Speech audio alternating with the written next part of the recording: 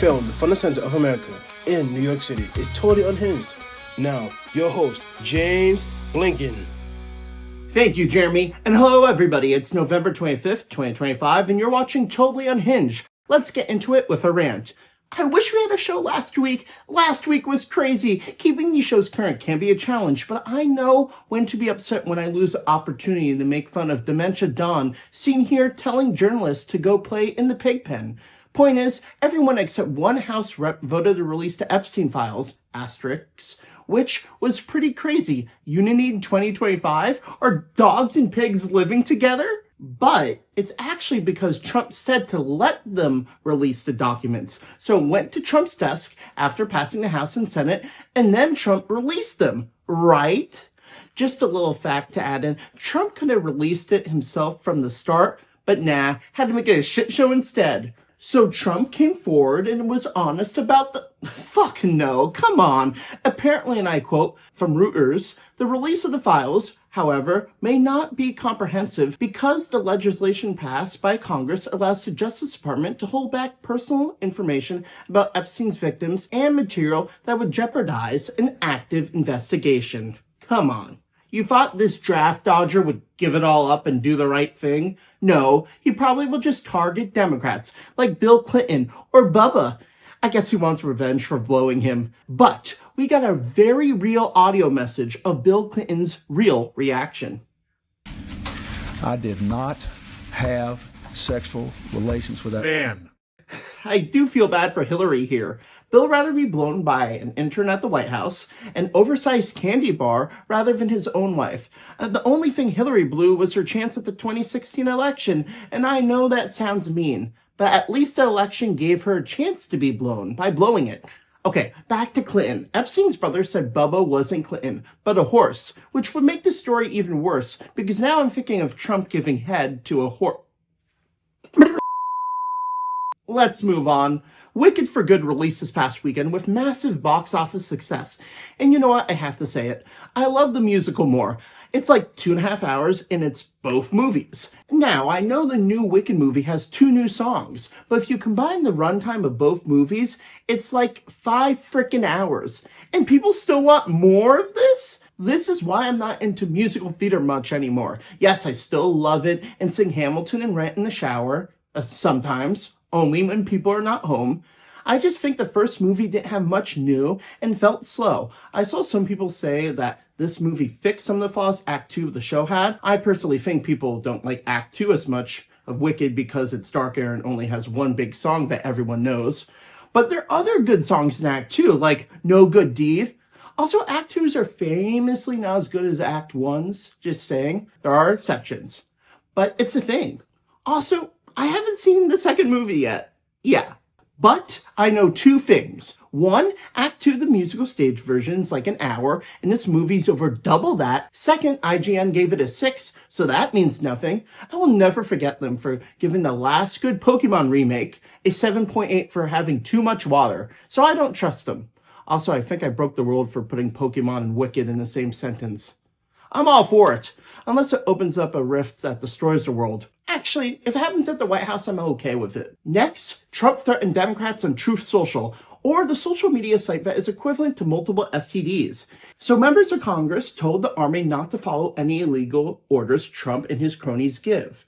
And Trump said that's a seditious act that's punishable by death, and he also reposted calls to hang these members. Is this too hot for anybody yet?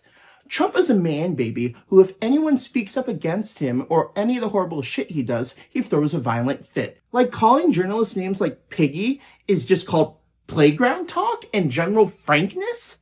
Yes, Trump seems real frank and authentic. He never lies. Just ask Marjorie Taylor Greene. Oh, wait a minute. Recently, Marjorie Taylor Greene and Trump got into a fight, and now she's leaving Congress. That's like making a Scooby-Doo show without Scooby-Doo, and I know they'll exist. Fuck that shit. NTG is like the OG MAGA. She showed up at Trump's joint session dressed like a shit-faced divorcee down at the Derby. I'm just saying, I cannot keep up with this crazy... Wait, the CDC just said there are links between vaccines and autism? So I'm autistic now for my flu shot? Well, that's something. On to more craziness. Trump has a new boyfriend. Isn't that good? He broke up with his last two, Elon and Putin, respectively, and now needs a new side piece. And he heard Melania is eating Thanksgiving out of the country. Again, the marriage was only for the visa. Anyway, Zoran Mamdani, the next mayor of New York, had a sit-down with Trump, and they got along. Like, Trump was giddy from him. Mamdani even got to say Trump was a fascist to his face, and Trump egged him on. This is love, okay? This happened last week. What's stopping Trump from deporting Mamdani today? Trump is a bipolar monkey smoking crack, but I'm just surprised the meeting went as well as it did. Maybe Trump wants a new Bubba. I don't know. Again, it wouldn't surprise me, but Mamdani said the meeting went well, so I guess he liked Trump's head. Okay, I'm just dry heaving this time. And lastly, this is the week of Thanksgiving. You know what that means. Half the people at the table will be stoned, and the other half will be fighting about Gaza, Trump, and Ukraine. I don't know, fun stuff. But of course, I hope everybody has a good holiday. But I want to talk about Black Friday, the day meant for holiday shopping, but more often than not ends up about you getting the deal instead of something nice for your parents. Anyway, Apple, the company that has been calling Trump Bubba recently, literally Tim Cook, seen here, giving the last of his dignity and being under the desk, has been really buddying with Trump. That's not a surprise considering where we are in 2025, but it still sucks. But not even going to talk about that. I'm going to talk about this. This is the iPhone Pocket, or the Apple Strap-On is what I call it. It's a partnership with Apple's design studio and Japanese fashion house Issey Miyake. It comes in a variety of colors and in two sizes, short and long at 150 and 240 respectively.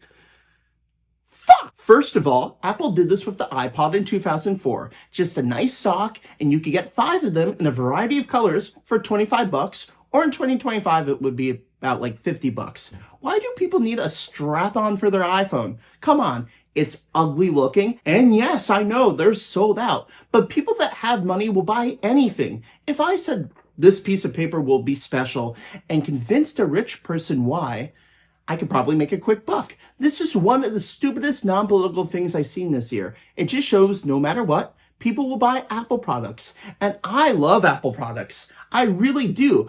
But this is bullshit. Which, by the way, is Apple's next product coming in March 2026. And now, here's Jeremy with today's sponsor. Take it away, Jay. Today's sponsor of Totally Unhinged is NFTs. Useless internet shit for the meme. Come on, are we still a thing? Thanks, Jeremy. Now let's talk about trains. I love trains. And last weekend, I went up to Boston to visit. And I got to take the new Acela Train, and I got some things to say about them. So it's time for a train review. Emma, Yes. what do you know about the new Acela? I know that it goes really fast. How fast? Really fast. 160 miles per hour, 10 miles faster than the old model. But that's really slow in dumb America here, right? I guess. In Italy, it just goes so fast. That's what she said. Hello, everybody. Welcome to the train review. I love trains. So my first thing I want to say about the new Acelas is that they're shiny and sleek. They're bright. They have lots of room. The seats are a bit kind of hard. The new table they have on your seat is very nice. The footrest is good. It's better than the last one. So the seat itself, it slouches forward. I don't like the slouching forward. I know some people hate it. I just don't like it. So the bathrooms are very nice on the train. They're very spacious. The door is locked. Oh, that's nice. But 2 of them weren't working, and one of them basically made the whole car smell like pee. So that's not great. So this is the only place they could speak on the train. Well, outside of my car. Also, it is a little awkward to film stuff. I don't know how people do it, but I'm trying. So these trains do go 10 miles per hour faster, but they don't go faster yet. When all the new Acelas are up and running, they will apparently go faster. When will that happen? I don't know.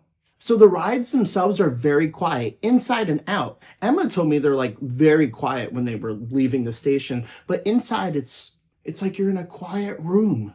It's crazy. It's so calm. Here's a random factoid. I love the new announcement chime. And I don't have it on video. I tried to record it like 10 times, and every time I tried, I failed horribly. It's not great. So there's 2 dining options on board. There's an upgraded dining car, which is really cool. That has many options. And there's self-serving, so that's cool. And then there's a little cart that goes throughout the train with smaller items, which is cool. It's like an airplane, but it's not. It's a train. Many features are not seen to be used yet, like the self-checkout at the dining car. You could do that, but there's nothing there to do it yet, but apparently it's supposed to be there. There are little digital displays at your seats that's supposed to have your name on it, but those are not up and running yet.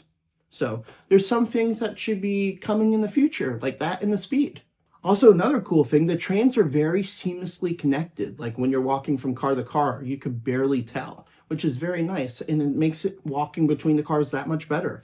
Also, I do have to mention, these trains are having issues, like opening the doors are having issues, and I booked 2 of these trains, and my first one got canceled, so that's a thing. My concluding points, it was a cool experience. I'm hoping as time goes on, these trains will get even better, but there's just small little fixes with time, but because I really think they are cool. My general review, 6 out of 10. My train person review, 8 out of 10. Anyway, that's all I have to say about trains for today. Hopefully there will be another time I get to speak about trains. But I would like to thank Emma Londoner for her help filming this segment. And thank you so much for watching this episode. I've been James Blanken, and I'll see you in 2 weeks. Have a good one. This has been Totally Unhinged. I've been Jeremy Webb Jr. Have a great day, and even better tomorrow. Peace out.